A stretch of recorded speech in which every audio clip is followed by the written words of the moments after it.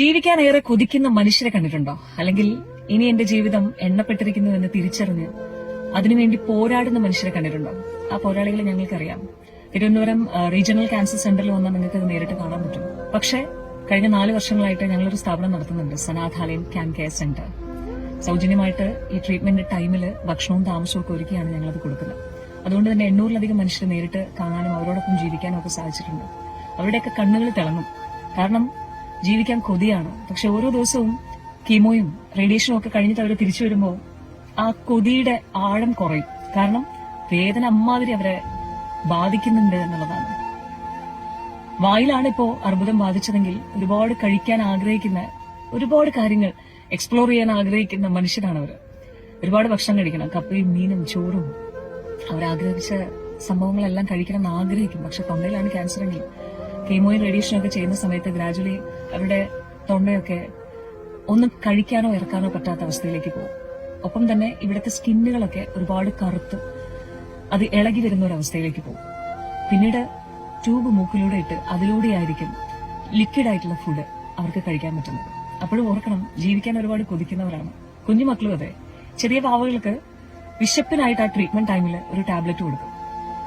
അത് കഴിക്കുന്ന സമയത്ത് അവർക്ക് വിശപ്പായിരിക്കും. അവരുടെ അപ്പനും അമ്മയൊക്കെ അങ്ങോട്ടും ഇങ്ങോട്ടും ഓടുന്നതാണ്. കാരണം എന്ത് കൊടുത്താൽ കുഞ്ഞിന് മതിയാകും എന്നതുകൊണ്ട്. ഒരു സുപ്രഭാതത്തിൽ ആ ടാബ്ലറ്റ് നിൽക്കുമ്പോൾ നമ്മൾ കണ്ടിരുന്ന ആ കുഞ്ഞിന്റെ രൂപം നേരെ തിരിച്ചാവും. ടാബ്ലറ്റ് കഴിച്ചുകൊണ്ടിരുന്നപ്പോൾ വയറ് ഉയർക്കുന്നു, മുഖമൊക്കെ തുടുക്കുന്നു. കുഞ്ഞിനെ കാണുമ്പോൾ തന്നെ നമുക്കൊന്ന് എടുക്കാൻ തോന്നും, ഈ ചമ്പി എന്നൊക്കെ പറയുന്ന പോലെ. അതേ സമയത്ത് ടാബ്ലറ്റ് തീർന്നു കഴിയുമ്പോൾ ഒട്ടി ഉണങ്ങിയ ശരീരവും വയറും മുഖവും ഒക്കെ ആയിട്ട് ഒന്നും കഴിക്കാൻ പറ്റാത്ത രീതിയിലേക്ക് ആ കുഞ്ഞു വാവകൾ എത്തിച്ചേരും. ക്യാൻസർ അത്രയും മാത്രം മനുഷ്യനെ കാർന്നു തിന്നുകൊണ്ടിരിക്കുന്ന അന്നും ഇന്നും അതെ സാഹചര്യമാണ്.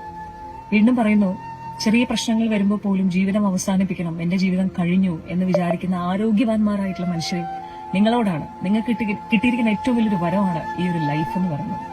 എളുപ്പമാണ് നമുക്ക് ജീവിതം അവസാനിപ്പിക്കാൻ, അല്ലെ?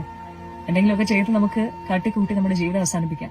പക്ഷെ മറു സൈഡിൽ ജീവിക്കണമെന്ന് ആഗ്രഹിക്കുന്ന, പ്രിയപ്പെട്ടവരോടൊപ്പം ഇനിയും ഒരുപാട് കാലം എനിക്ക് മുന്നോട്ട് പോകണമെന്ന് ആഗ്രഹിക്കുന്ന ഒരുപാട് മനുഷ്യരുണ്ട്. ഈ ട്രീറ്റ്മെന്റിലൂടെ കടന്നു പോകുമ്പോൾ മറ്റൊരു പ്രശ്നം എന്ന് പറയുന്നത്, ആദ്യം അവരുടെ മുടി കൊഴിഞ്ഞു തുടങ്ങും, പിന്നീട് അവരുടെ ശരീരം ക്ഷീണിച്ചു തുടങ്ങും, പിന്നെ അവരുടെ കണ്ണെത്തുന്നിടത്ത് മനസ്സെത്തുന്നില്ല, മനസ്സെത്തുന്നിടത്ത് ശരീരം എത്തുന്നില്ല എന്നൊരവസ്ഥയാണ്.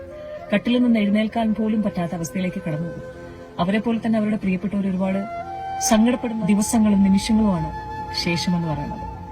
ഒരിക്കൽ കൂടി ഓർമ്മപ്പെടുത്തട്ടെ, ജീവിക്കണമെന്ന് ആഗ്രഹിക്കുന്ന ക്യാൻസർ പേഷ്യൻസിനെ നേരിട്ട് കാണുകയും അവരോടൊപ്പം ജീവിക്കുകയും ചെയ്യുന്നത് കൊണ്ടാണ് എനിക്കിത് പറയാനാവുന്നത്. ജീവിതം ഒന്നേ ഉള്ളൂ. ആരോഗ്യത്തോടെ സന്തോഷത്തോടെ ജീവിതം ജീവിച്ചു തീർക്കാൻ സാധിക്കുമെങ്കിൽ അതാണ് ഏറ്റവും വലിയ പ്രപഞ്ചത്തിലെ സന്തോഷം എന്ന് പറയുന്നത്. മറ്റെല്ലാം നമുക്ക് ഉണ്ടാക്കാം, ആരോഗ്യം ഉണ്ടാക്കാനാവില്ല. അതുകൊണ്ട് അത് ആഗ്രഹിക്കുന്ന ഒരുപാട് പേര് ഇന്ന് ജീവിതത്തോട് പൊരുതിക്കൊണ്ടിരിക്കുകയാണ്, അല്ലെങ്കിൽ പോരാടിക്കൊണ്ടിരിക്കുകയാണ്. യുദ്ധഭൂമിയിലാണ് അവര് എന്നുള്ളത് മറക്കാതിരിക്കുക. അവർക്ക് വേണ്ടിയും പ്രാർത്ഥിക്കാം. നിങ്ങളുടെ ലൈഫ് ആരോഗ്യത്തോടെ മുന്നോട്ട് പോകാൻ എന്തൊക്കെ ചെയ്യാമോ അതൊക്കെ ചെയ്യും. സന്തോഷമായിട്ടിരിക്കും. ഈ മൊമെന്റിൽ, ഈ പ്രസന്റ് മൊമെന്റിൽ ജീവിക്കാൻ ശ്രമിക്കണം കേട്ടോ. അവരും ജീവിക്കുന്നു എന്ന് മാത്രം.